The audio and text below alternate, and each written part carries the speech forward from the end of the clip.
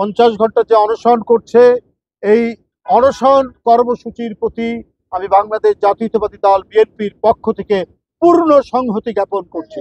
রাষ্ট্রের স্বার্থে, দেশের স্বার্থে, স্বাধীনতার স্বার্থে, গণতন্ত্রের স্বার্থে এই নেতা সে কথা বলেছে। আমি দেখেছি উপস্থিত সাংবাদিক বৃন্দ, আরেকবার শুনিয়েন, আমি বাংলাদেশ জাতীয়তাবাদী দল বিএনপির সিনিয়র যুগ্ম মহাসচিব, আমার নাম রুহুল কবির রিজভী।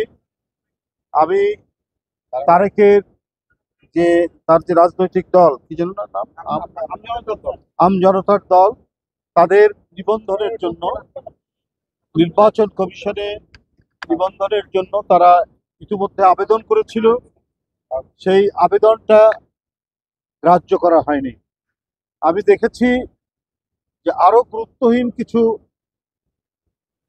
সংগঠন আমার কাছে মনে হয়েছে তারাও নিবন্ধিত হয়েছে, কিন্তু তারেকেরটা দেওয়া হলো না কেন আমি এটা বুঝতে পারলাম না।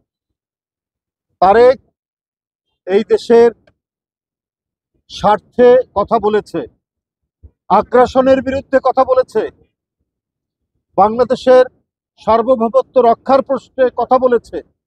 সে একটি রাজনৈতিক দল গঠন করেছে এবং তার বৈধতার জন্য নির্বাচন কমিশনে সে আবেদন করেছিল।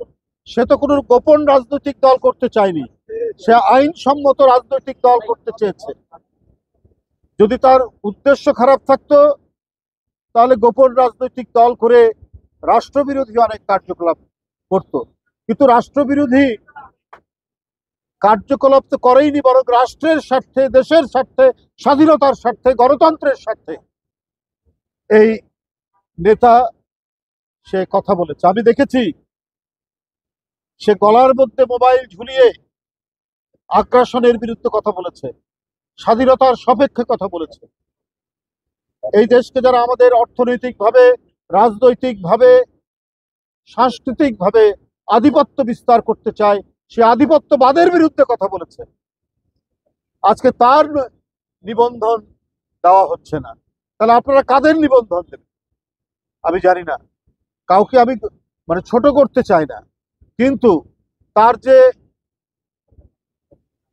চিন্তা এবং রাজনৈতিক তার যে সংগ্রাম এবং কর্মসূচি, সেই অনুযায়ী সে যে রাজনৈতিক দল গঠন করেছে, সেই রাজনৈতিক দলের নিবন্ধন অবশ্যই সে প্রাপ্য।